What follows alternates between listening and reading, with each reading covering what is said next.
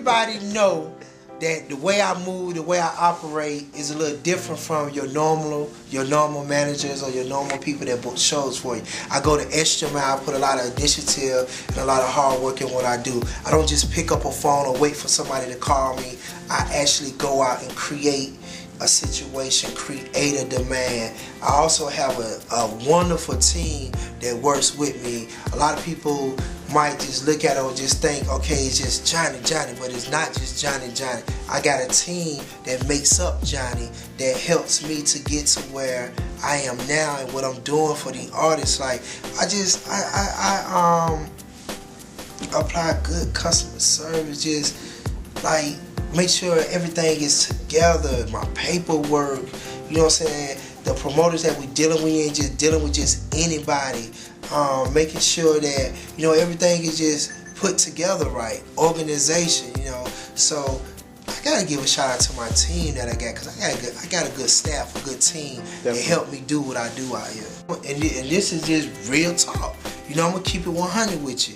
You have a lot of people out here that gets these artists, whether they're a manager or whether they're a booking agent for them, but they get it like when you hot and when you got a hit song that's on the radio and you're blazing the streets already, it really ain't just a whole lot you have to do, but just be in the right place and know how to push the right buttons. But when you coming up from ground up and you creating opportunity, creating that demand and making a hit, that's what separates the man from the boys. You know what I'm saying? So for me, I'm in there from the beginning, from ground up. You know what I'm saying? I'm the one putting my artists out here on these different shows, opening up for this artist, getting this look, having my PR person, you know, do this type of PR work on him, having my marketing people hit the internet. We doing all that, going in these clubs, having the producers put the hit together.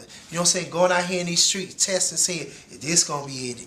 This song is this gonna hit. So, you know, we doing all the groundwork. So we building it. You know, so once I cook it up, you know, I'm in the kitchen cooking it up. You know what I'm saying? Cooking it up. Once it's cooked, hey, you know, you got a great product. So I think what separates me from a lot of people is that I'm more hands-on.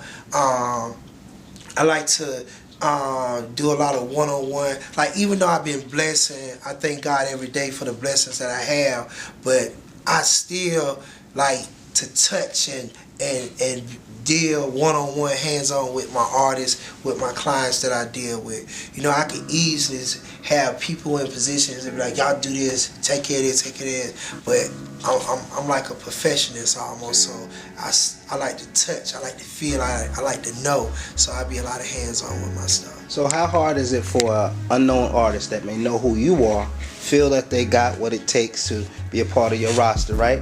How hard is it to get a meeting with Johnnie Cabbell? Huh? You know what? Me being a little too friendly and a little too open-minded to want to talk with people and have gotten me in a lot of trouble and just listening to a lot of BS bullshit. You know what I'm saying? But on the flip side, it's not hard. I like someone that's persistent and someone that take it upon themselves to take the initiative and say, you know what? I'm not gonna just bug you or try to get you to listen to my music. I'm gonna go out here and show you why you should be fucking with me, why you need to be, you know what I'm saying, managing me or booking my shows, and why I need to be a part of your roster or your label.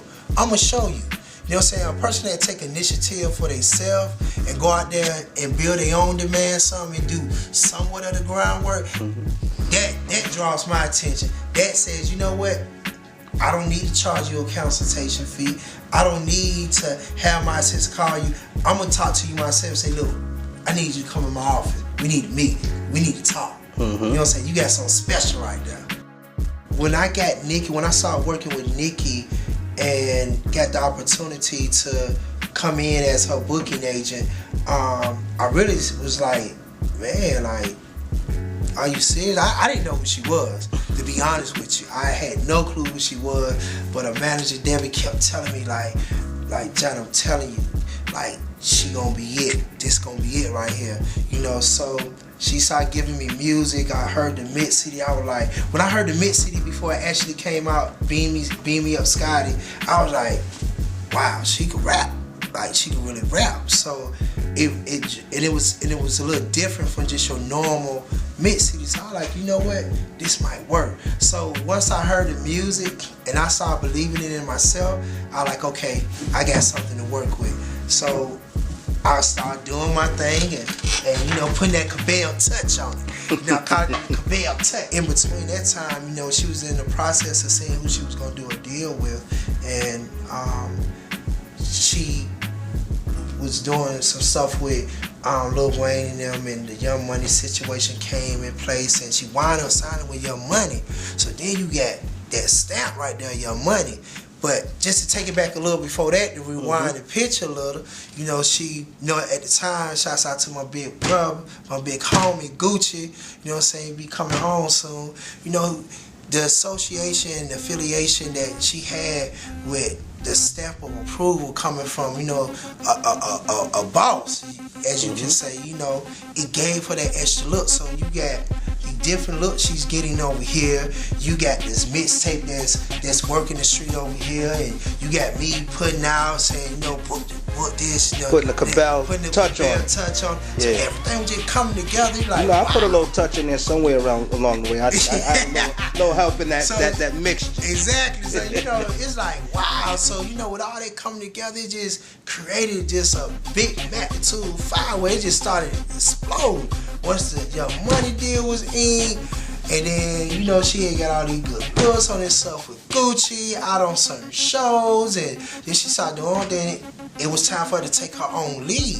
Gotcha. And she just took the torch and she's been running with it. And then, you know, one thing about me, and I think that's so unique and different about what I do, for my booking side, I really go to the max for my artists that I'm working with. You know what I'm saying? Or my client that I'm dealing with, to where I have, you know what I'm saying, the control to do what I know what it's going to take to get that person to the next level as far as getting that money. They call me Johnnie Cabbell, the money man. JC Money, Johnny make it happen. You know what I'm saying? So I started seeing that we went to 5 and 10,000 when I like, man. And the crazy part about it, this girl ain't even had an official album out yet, haven't really put out a single that was just really just nationwide out like that. It was just all street buzz, just credibility, street credibility, and just the hype behind everything. So I just ran with it, you know what I'm saying? You give me the ball, I know what to do with it. I ain't gonna fumble. You know, I ain't gonna fumble, I ain't throwing no interception. So, you know, we just started pushing it. We went from 10 to 15 and 15 to 20, and we like 20, 25. She over in Hawaii now, 25 bands, you know what I'm saying? So y'all gotta get your weight up, you know? So how does, like, okay, so he got shot recently, right? Yeah, how does that affect everything that's going on with you and the whole team? Like, when things like this come up, because, you know, you got a roster, and there's a couple of artists on there that been through a few things. We're gonna tackle a little bit of that. yeah. This is the first one. Yeah, I mean, it kind of it slows things down, but at the same time, you know, due to the relationships with some, once again, I'm very blessed and I'm very thankful that I have people that really say that, you know what, I like the way he do business, I fuck with him. Or, you know what I'm saying, this my dude, this my man. So they understand and they work with you, but you got a few here and there. The only thing they worry about is they dollar and they money. But, you know, overall, I mean, I maintain it. You know what I'm saying? I do what I have to do.